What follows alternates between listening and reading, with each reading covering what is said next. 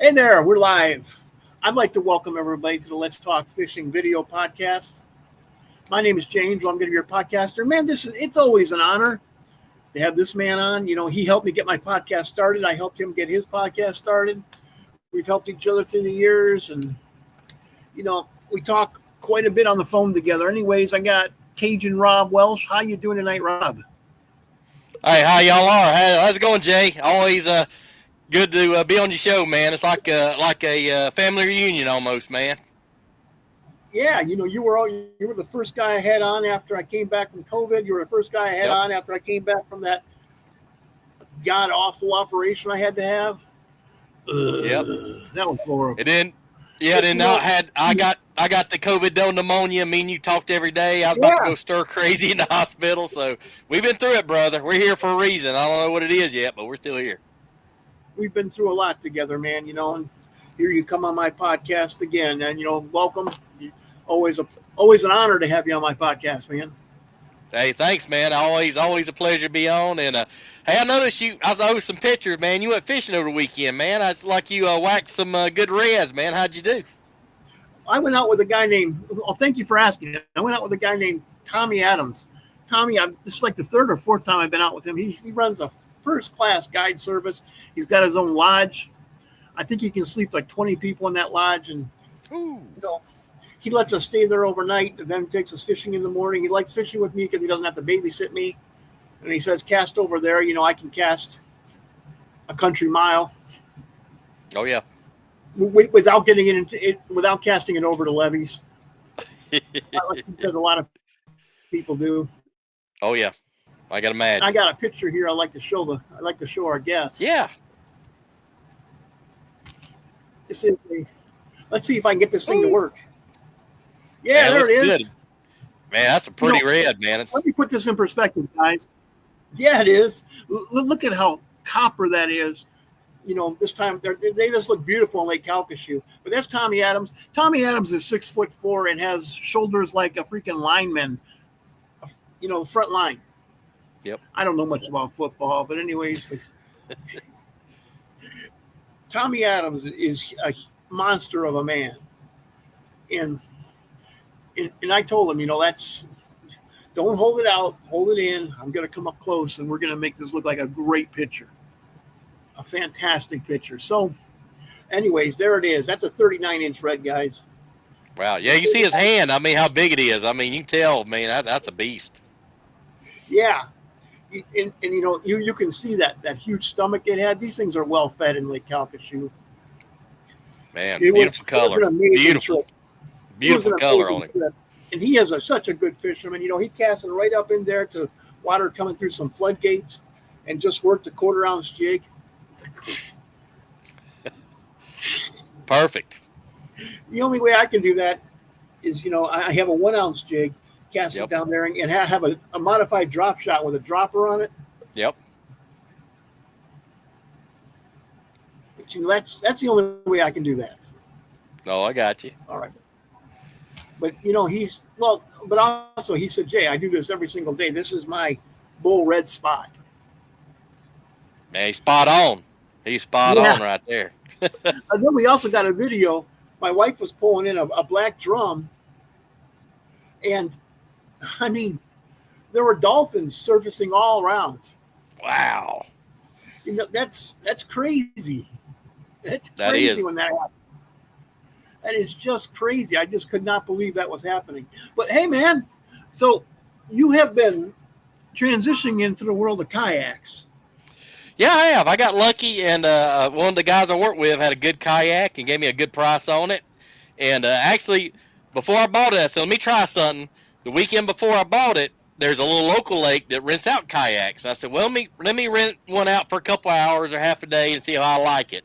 So I paddled around this whole lake, went fishing, caught a bunch of little small fish. I was like, yeah, I can do this. And, man, it's been a great experience. I mean, and our boy Roy Widgeon with the Kayak Magazine told me the best quote I've ever heard while I was thinking about it. He says, man, if you like motorcycles, it's like riding a motorcycle on the water. And, boy, he is spot on that.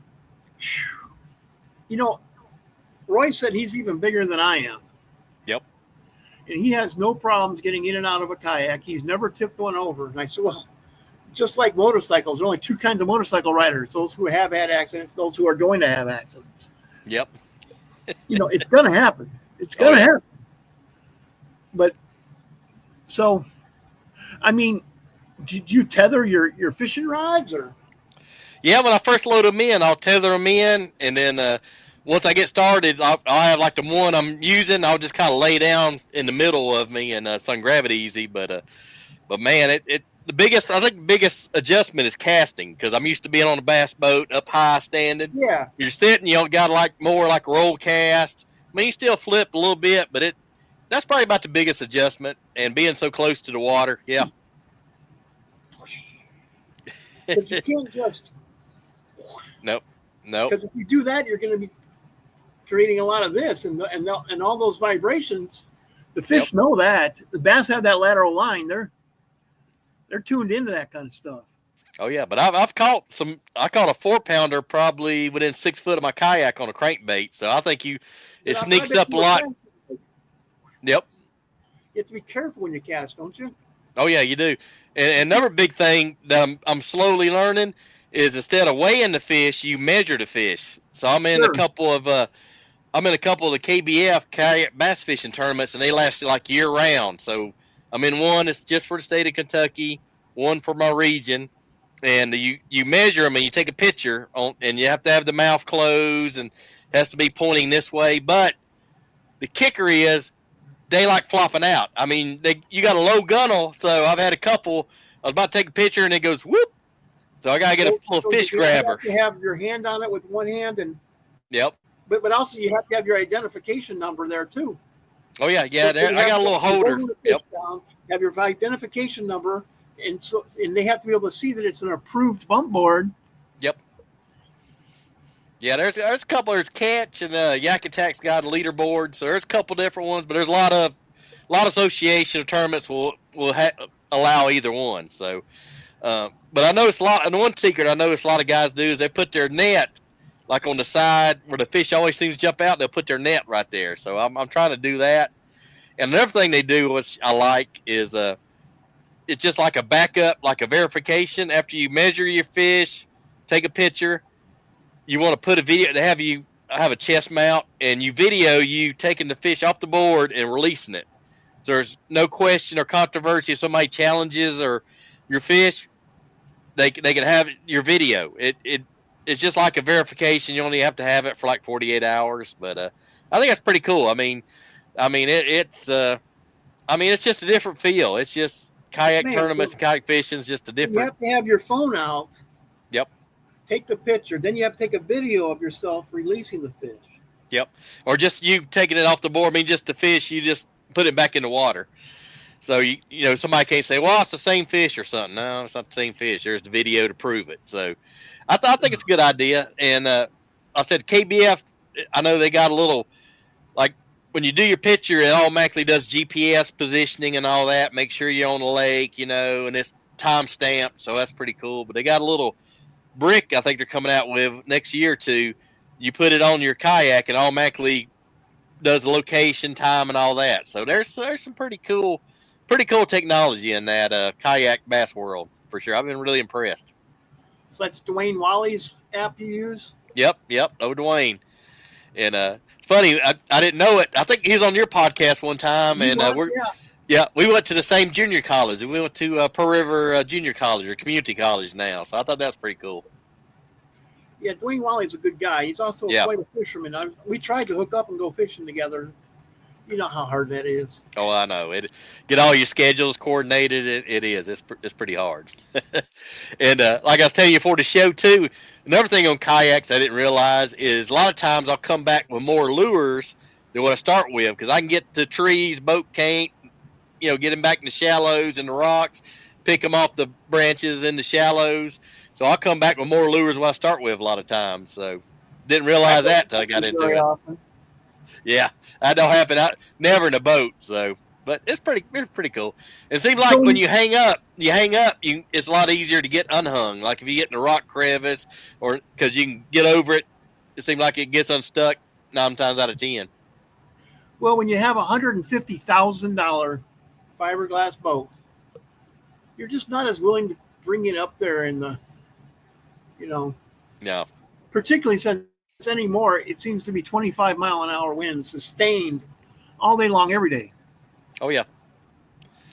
And another thing I noticed while I was fishing last Friday after work in my kayak, and the wind was blowing, and where I wanted to go to, the wind and wave is coming at me. So I just have a paddle. I don't have a motor or pedals or anything. So I'm paddling.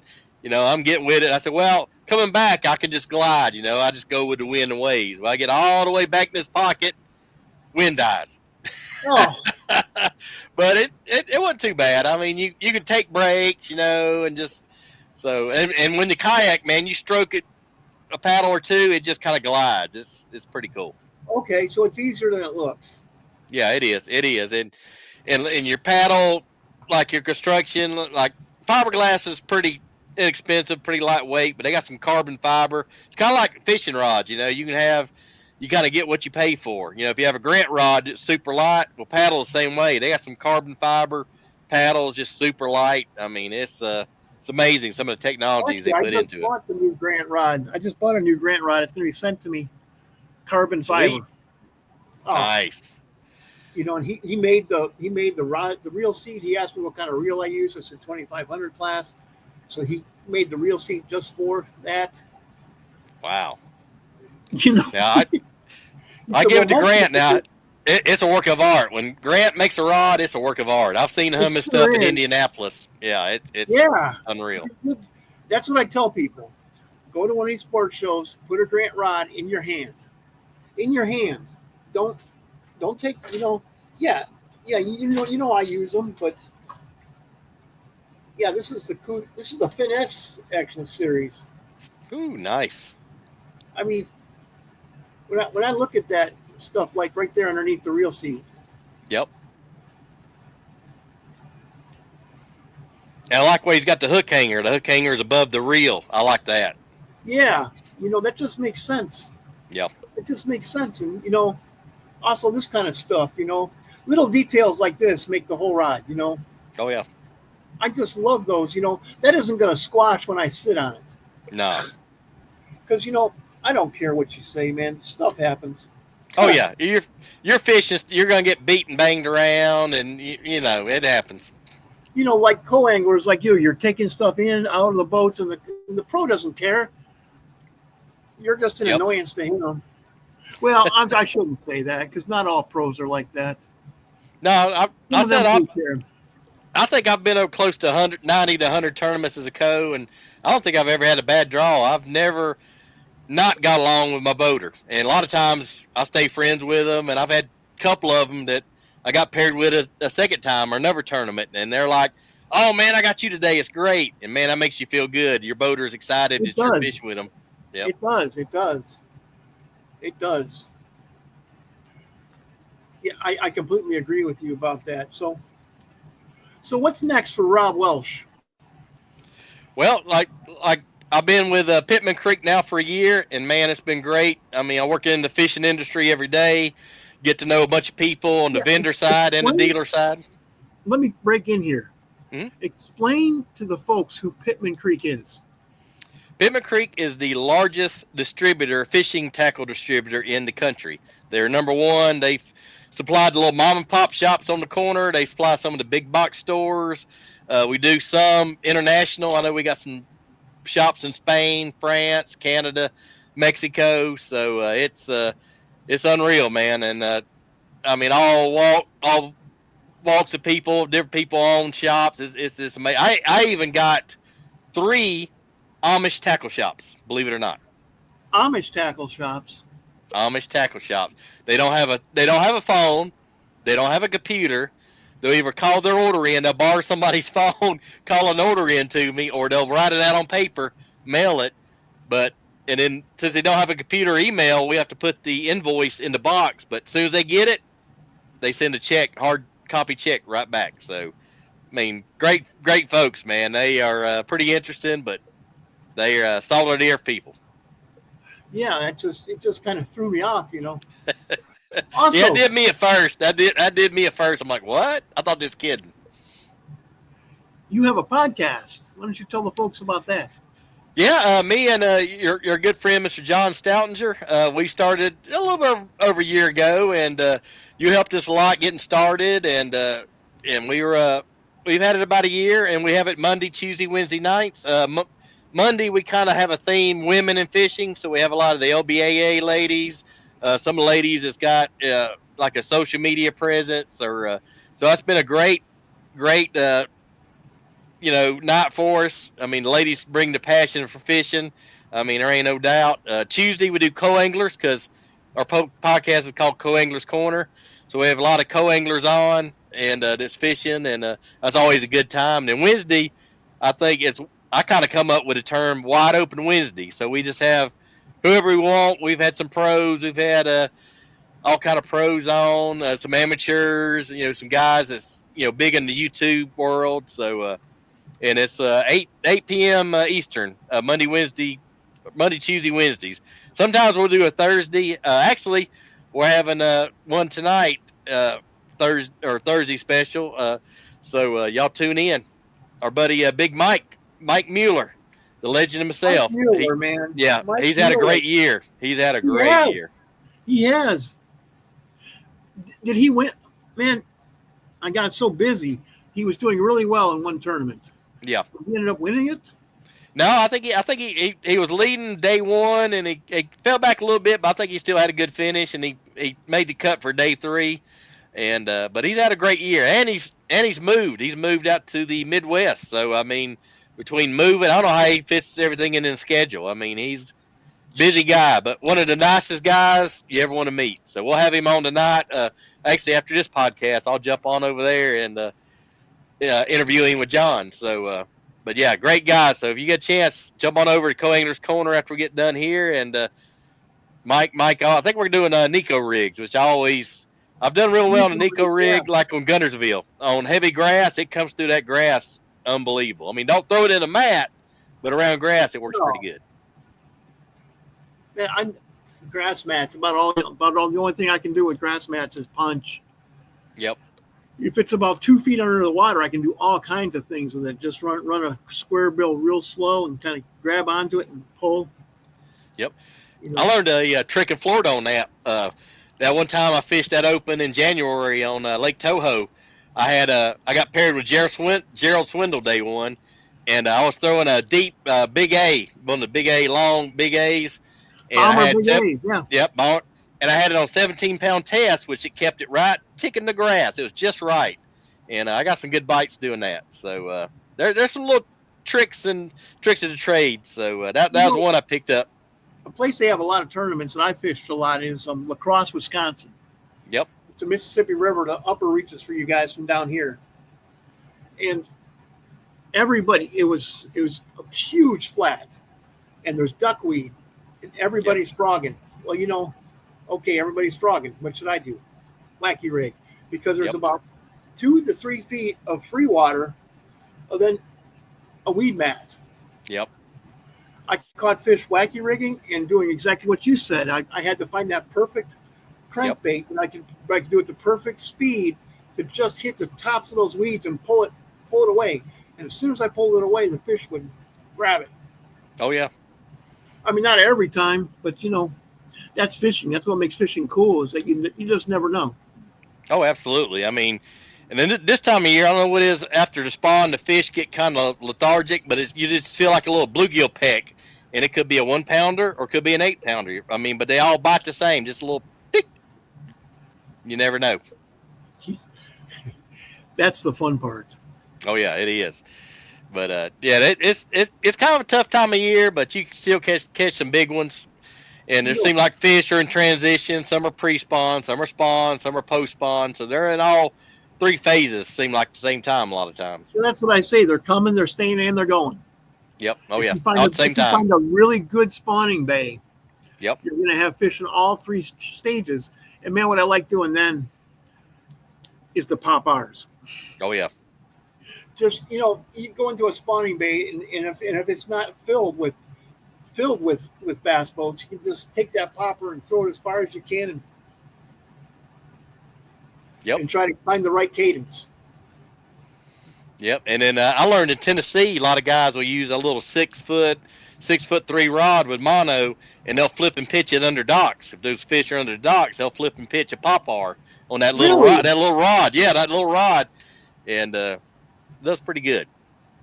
Wow. I think the best example of what you just said about how just a big fish just pecking. I was actually about 5 years ago. I was fishing with Tommy Adams, and I was flipping, and we were out on the jetties, and I was flipping a great big swim bait,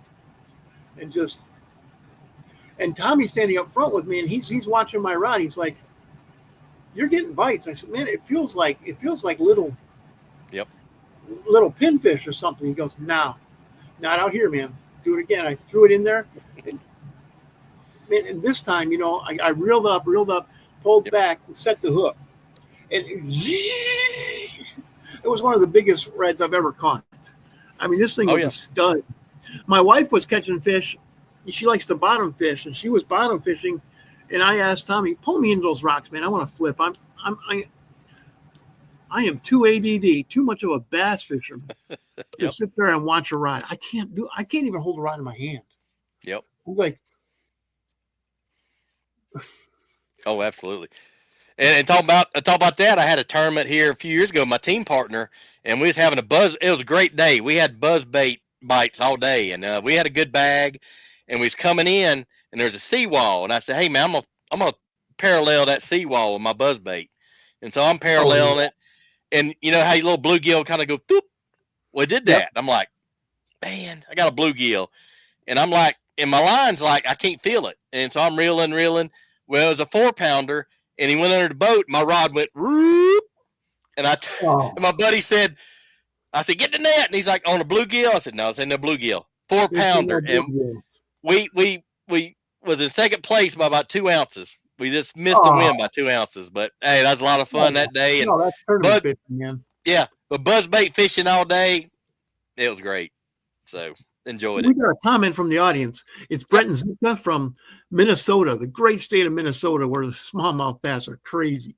He said, "Hi guys, we finally got open water out here. The ice is finally gone." And I said, "Man, Brenton, go get them, Brenton. Go get them." Oh, absolutely. Right now, it's time to throw the dead minnows that you find. Throw them out there, put them on the bottom, and you have no idea how big some of those pike are in those spawning bays, just looking for fish that died, winter kill. Oh, absolutely. And we got kind of the opposite problem in Kentucky. We've had so much rain. I think we had like 12 inches a couple weeks ago, and the lake I went fishing Friday, it was still a foot or two up and still kind of stained. It wasn't chocolate milk, but it was still stained, which is kind of weird for up here. And your old haunt of Louisiana is sending you more rain, man. We just had I know the rain today, and it's on its way up. Yep. Like this. Woo. Yeah, I seen all the dark clouds out west. I'm like, up here it comes, and I had some rain coming home, so I was like, "Yep, here we go again." But it's all good. It's all good. So did I. We definitely had a lot of rain lately, and nothing kills fishing like chocolate milk. Oh yeah. Nothing kills fishing like chocolate milk, man. Just nothing kills fishing. Yeah. In fact, the worst guide trip I ever had, where I caught one little bluegill, and my guest caught nothing. Oh. Chocolate milk, and the only way I caught that bluegill was with just a little waxworm, casted it right up there, right on. Yep. And boy, when I saw that bobber go down, got him. Finally. And you're like, "We still have to pay for a trip?" I said, "No, let's just go." No, yeah, it happens, man. I mean, it happens the best of them. But yeah, Friday, the few fish I did catch, if I didn't throw my lure like right on against the bank, I wasn't getting bit. So I used kind of junk fishing, old school. I did a spinner bait and the baby jackhammer. They're hard to find. Baby jackhammer. I was really impressed with it. The hook's a little smaller, but blade's a little thinner right there. But that is a little fish catching machine, and that's the new Zaco. It's called the Slim Zaco. I like it, but it pairs up perfect with that baby jackhammer. And I think that's a 1/4 ounce. But yeah, the blade is a little narrower. I don't know if you can see it too well, and the hook's just a little bit thinner diameter. But and also I run it on braid. I've heard some guys, and I tried on braid, and I like it. 30-pound braid works really Straight well. braid? Straight braid. So you're And it running that worked straight to braid. straight to braid. Well, the lake I'm at had a bunch of vegetation and stained water, so I don't think it'd matter if I had a leader or not. So it kind of worked out. But it seemed like the hook set got a little better. So I'm a little older. My hook set ain't as strong. So were you right up against the bank? You just had Uh, your kayak like right there and paralleling it? No, I was about 8 foot out. I was about 8 foot out and just kind of, fan casting it. And, I had some wood, or I see some like a little irregularity in the bank, or if there was a lay down or some rocks, if there was like a little transition, that seemed like they was there. But you had to get it right against the bank. So short casting, yep. short casting with a jackhammer. Yep. Yeah, even roll cast, or even just pitch it. I'd pitch it a couple times. Yeah. So pitch it and just. Yep. Sometimes I'd pause it. I'd reel it fast, slow down, pause, and just kind of mix it up. But they want it. I probably caught 4-1 versus a spinnerbait. Spinnerbait had a couple nice ones, but that baby jackhammer was the ticket that day. I know Steve Rockweiler told me he can catch bass on a chatterbait when it's not windy. But man, I guess it's probably when I'm presented with windy conditions. Yep. I just think chatterbait.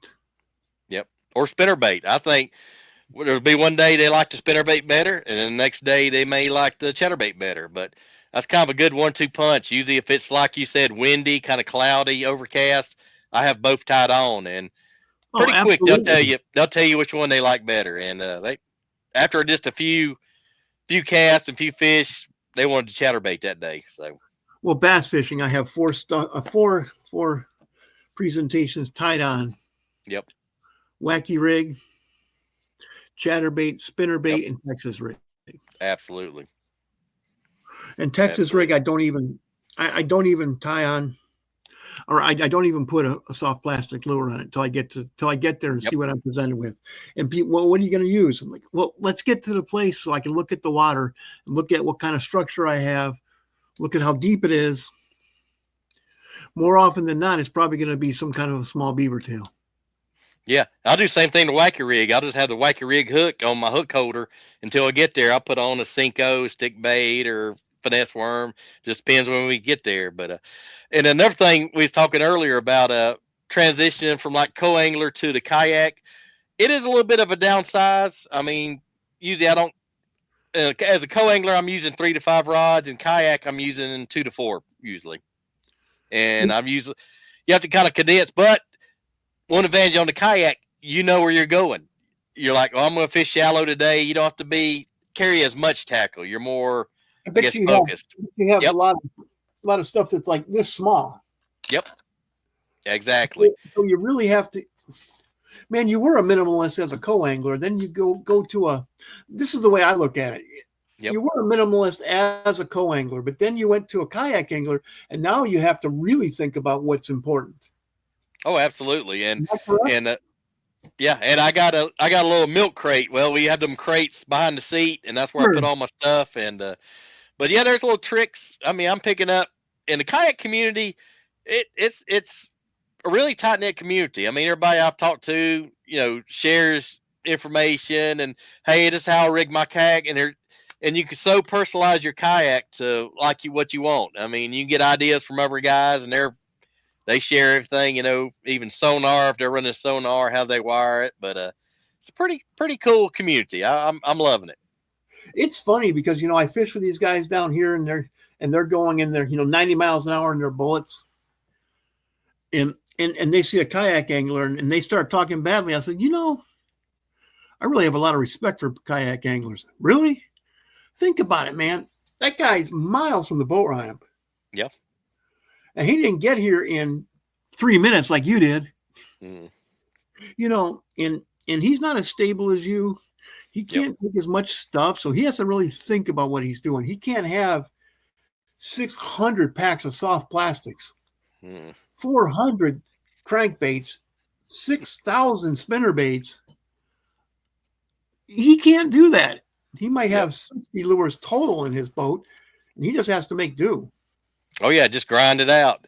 And another thing, in kayak tournaments, you can go, like if you're at this boat launch here, you can load up and go to another boat launch on the other end of the lake. So that is allowed in most of the kayak tournaments. So, and another thing I like is there's no motor. You don't have to worry about motor breaking down, you killing your prop or something, and you don't have to worry about trailer. Oh, well, mine, I just throw in the back of the truck, 2 or 3 straps, I'm ready to go. So does make it a little easier, a little less stressful, I should say. Now, one thing I'm noticing is a lot more of the tournaments are actually allowing the trolling motors on them now. Yeah. I think the BOS last year had a couple of tournaments. It was paddle only, and then some was pedal or motor. So they most of them allow either one. But one advantage, if you don't have a motor, like in Kentucky, I don't have to register my boat if I'm paddle only. And a lot of boat ramps, the pay ramps, if you don't have a motor and you're just paddling, they don't charge anything. So that's a couple of things, saves you a little money. So if you're a college kid or high school kid, kind of tight on money, that's the way to go. There's a lady named Pam. I'm forgetting her last name. I think it might be Wells. Man, she's a kayak angler, and she actually made it to the Worlds, where she fished in she fished in Canada, in Lake St. Clair on the Canadian side. Never, and she is a Floridian through and through, all her life around Tampa, and she will actually go out of Tampa with her kayak and go out far enough to catch not swords, but the other billfish. Yeah. Billfish on a kayak in deep water. Hats off to her. Yeah. Billfish in a kayak in deep water. Yep. And she's also older than us. I think she's like 65. Wow. That's impressive. Yeah, mic drop. Absolutely. I've had her on my podcast several times. I almost got to fish with her, but we were chased away. We were down in Fort Myers, Florida, and we were chased away by yet another hurricane last summer. Yeah, I remember that. I remember you talking about that. Yeah, I remember that. I mean, fishing, and now Lee Bailey Jr. lives close to Fort Myers. Man, I'm going down there again. Pam, I can fish with Pam. I can fish with Lee, and then 3 of my high school buddies live right there, Cape Coral, Fort Myers Beach. Man, can't beat it. That's a great area. Oh yeah. Yeah, I had my wife went down there, I think to Orlando one time when we first was dating, and she says, well, if you drive me down to Orlando, I said, one condition. I get a fishing guide, I go fishing at Toho while you're in your conference. Yep. And she said, okay, let's go. We said at the same time, Jinx. Yep. Toho. No, I got it in. Yeah, I had a good day. Toho. Yep. And then ended up fishing Toho the next year on the Bass Open. So that wasn't planned; it just happened. So. Toho. Yep. I can't stop saying that. But fishing with Lee Bailey Jr. I mean, what just as friends. Yeah. He's not a legend. He's not saying, okay, here's the line, you can't cross it. Staying right up in front with Lee Bailey, legend, like you said, legend. Oh, it is. He is. He's. Well, I mean. This couple years ago when I was in high school, I remember his name way back then. So, oh yeah, man, he's still going strong. He's still posting pictures of 2 6-pounders today. And I'm like, dude, you're a stud. Unbelievable. And that's why I love podcasting. I met you podcasting.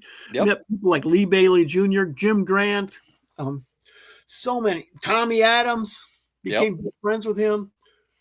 I can't say enough about that. That is my favorite part about being an outdoor communicator. See, I didn't do that enough when I was in the outdoor industry, because I was too caught up in guiding. I started making good money guiding, got some notoriety as a guide, started tournament fishing. This time I'm a podcaster. Yep. You're focused. You're more focused. And I'm like, let's talk fishing. I fish for everything. Oh yeah. And I love it, man. I love it. If I want to go catfishing, I'm not going to go catfishing. Sorry. I tell you what, catfish. working in the industry, catfish and crappie is making a huge. They've made a huge jump in sales last year to this year. It's made a I can huge tell jump. you, I was just reading something on Facebook before I called you. 101-pound catfish on the upper Atchafalaya. 101-pound catfish. Oh yeah.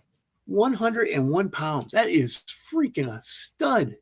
And this guy's Oh yeah. holding it like, take the picture, take the picture. Kind of like when I had the 35-pound salmon. Yep. Just take the picture, damn it. Oh yeah. Quick, quick, snap it, quick. I'm dropping this thing. Oh But man. 101 pounds. You're right, man. Catfishing is a huge thing. It's a huge Yep. thing. Just like, crappies, huge. Oh yeah. And even bluegills, man. If bluegills got to 5 pounds, nobody'd fish for anything else. No, they wouldn't.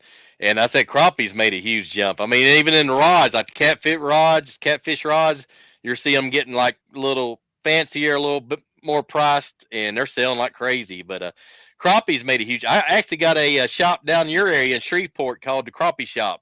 They just specialize in crappie stuff. They make their own jigs. They have a lot of ACC rods, but great. Howard and Mike, they're one of my dealers, and great guys. I mean, just salt of the earth guys, and I enjoy talking to them, and they really love fishing and crappie fishing, especially. Wow. Well, hey, Rob, it's getting to be about 35 after the hour. I know you have another podcast to do right after this. So why don't you do a few shout outs for us? Yeah, sure. Well, first, thank you, Jay. I always enjoy having you on, and thanks for the invite. I mean, I said we talk every week and check in on each other, and man, I appreciate the opportunity coming on, and I always have a good time. I guess one of my sponsors I just picked up this year is Hayabusa Hooks. I'm on the There you go. Hayabusa, yep, the Kentucky state team for Hayabusa. Got some great wacky hooks, good trebles. They're a great company and been around for a while, and they got NRB coating, and I've tried them before I got on there, and I was really impressed. So Hayabusa Hooks, shout out to them, and they're U.S. headquarters out of Texas. So look them up, Hayabusa Hooks. And then I recently got with a apparel company out of Knoxville called Oh Boy. They Oh do boy, I like that. Oh Oh Boy, boy. yeah, Oh Boy. So they do hats and hoodies, but they're focused more on the hunting and fishing, and they put out some great products. So shout out to my boys in Knoxville, Oh Boy.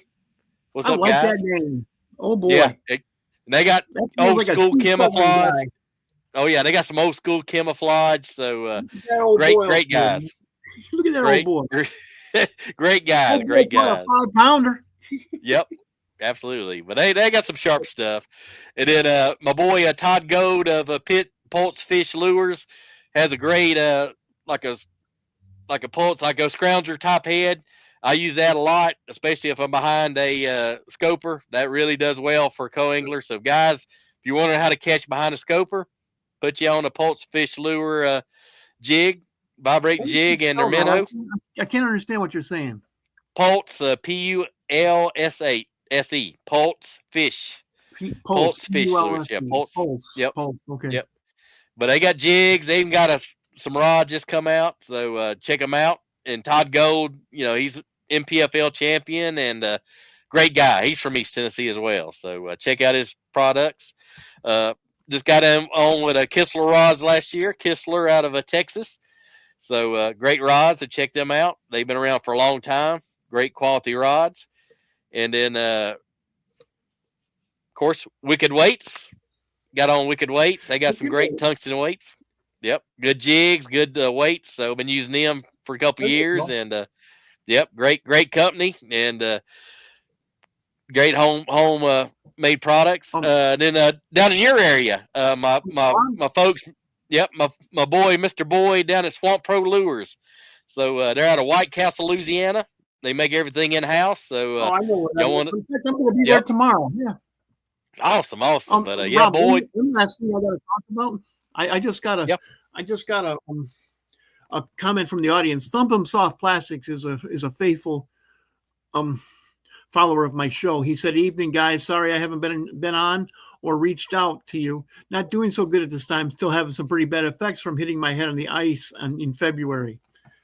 You know what? man, I'm praying for you, buddy. I'm praying for you. Absolutely. I'm praying for you. I pray that God restores your body to a pristine condition. I'm sorry, Absolutely. that ice. And this is a guy who all his life has lived in Michigan, and just like me. He's been on the ice his whole life. We don't have ice down here in Baton Rouge, but Yep. but you know how I am. Every year until I moved down here, I was on the ice. Oh And yeah, I hate absolutely. ice fishing, but I just did it. I heard Anyways, that, I'm sorry but for interrupting you. I no, gotta you're get good, man. Hey, prayers out for Thumpum. Hey, man, I hope Godspeed and hope you have a full speedy recovery, my friend. So prayers out for you.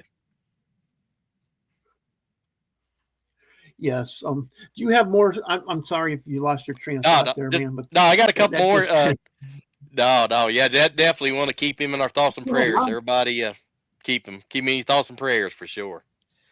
Yeah, a couple more, just quick. Yeti, I've been with Yeti probably about 4 or 5 years. So Yeti coolers, man, they're like the benchmark in the industry. Love my Yeti products, so can't beat it. Can't beat a Yeti. Keeping your stuff cool, especially if you're down in Louisiana, man. Keep your ice good all day. And you then, gotta do that. You gotta do that. oh yeah, You then gotta do that. and last but not least, MGM cold tags are our There good you friend, go. Mr. John Pottinger. Stottinger. Yep, my good friend and my co-host for Co-Angler's Corner. You want some of the best cold tags in the industry? MGM cold tags. Look them online. That's the only ones I ever use. So, Tell you but that's what, it, Jay. you just try getting those fish out of the live well without call tags. Yeah. You just I double dog dare you. I put them to the test. I put them to the test because I've had them at Cumberland and hold them up like that, and yep, they ain't coming off. I'll tell you what. One guy will never fish with me again as long as he lives because I had his net, and I'm trying to get walleyes out at the end of the day. And as soon as I got them out, I had my hand over the net like I'm supposed to, and one of them Yep. walleyes went whoosh, Oh man, splash, and he looked at me and he's like, "You suck." I'm like, "I suck." You could have done this. Yep, exactly. So then you're standing there toe to toe with your freaking ride home. Oh man. Sometimes tournament fishing is the heart of my head. Oh yeah, it is, and I said I've took my lumps over the years and had some weird stuff happen, but I still love it and Oh good yeah. time. Oh yeah. I just don't have the body to do it anymore. As my body's broken, and can't. Yep. I can't stand up for 8 hours to fish like that. And it's nice it's just being able to sit down and say, "Do you mind if I watch you fish for a couple hours?" Dude, I'm fishing too. I'm having fun. That's me. I got to take a break, sit down, have a snack, have some water, have some crackers. We got to keep hydrated and protein in. So Diet Pepsi. Yep. I'm sorry, I'm an addict. Diet Pepsi is my addiction. It is pretty good. I'm boring anymore. No, it's not. It's not Jack Daniels anymore. It's Diet Pepsi. No, it takes way too long to recover. So no. Yeah, well, so I get in much trouble drinking Diet Pepsi. Yep. Oh, and then man, it's quarter till. Yeah, Go ahead. Another thing, real quick, guys. It's been hard, but since January 1, I had some blood work done, and my A1C was 10.5. So it kind of like, I gotta get serious. I'm down 36 pounds, man. It's been hard, but I've changed some bad habits, and man, I'm getting there. So I'm actually making progress. 2 thumbs up and my hat's off to you, dude. I know how hard that is. Congratulations, Mr. Rob Welsh. Thank you. I've said it before, but you are the man. Thanks, Jay. It's been hard, but and then it's funny. I'm working in the fishing industry. I'm so busy, I have trouble finding time to fish. So I got to make some time. But usually on Fridays we get off a little early, so I can throw that kayak in the back of the truck. I'm 5 minutes to the lake. I'm there. Well, you know what they say. If you want to never fish again, just get into the fishing industry. Yeah, I own a tackle shop. Or a tackle shop, yeah. Well, hey, man, you got another podcast. I want to tell these people, You know what, guys? It's Thursday night. Make your plans, or if you haven't already, go fishing this weekend, because in your last days, you're not going to be sitting there talking to your wife about how much fun you had watching Breaking Bad. Yep, exactly. Make memories. Make memories. Exactly. I am a podcaster. I hope you're sitting on your couch watching my podcast. But this weekend, go fishing, man. Get out there. Yep. You can. One of the absolutes about fishing, I think it's the only absolute. You're absolutely not going to catch any fish sitting on your couch on a Saturday afternoon. Nope. And I got a tournament Saturday, and I just realized I just got invited to fish a tournament on Saturday, so I got to get my stuff in gear and get packed up. Well, best of luck, my friend. You've been a good friend to me, and I thank you for that. I thank you for everything you've done for me. And, with that, have fun at your own podcast now. We do, man. Hey, enjoy, always enjoy. And as I say, Jay, you are the godfather of podcasting. I'll go ahead and say it right here. Or fishing podcasting, because I'm no Joe Rogan. Oh, I know. Of course, also, I don't sit there on the couch and smoke weed during my podcast. Yeah, that's true. No, I just don't do that. Yep. Well, anyways, man, I'm going to end the podcast with that. I'll talk to you for 1 minute afterwards. Sure thing, man. I'll hang around. All right. Hey, guys, thank you so much for tuning into my podcast. And Thumpum, man, my prayers are with you. Absolutely.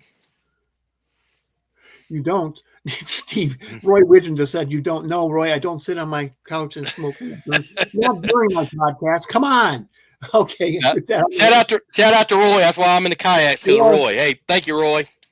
Roy is another one of the men, man. You guys are awesome. I love you both. Absolutely. Peace. Peace.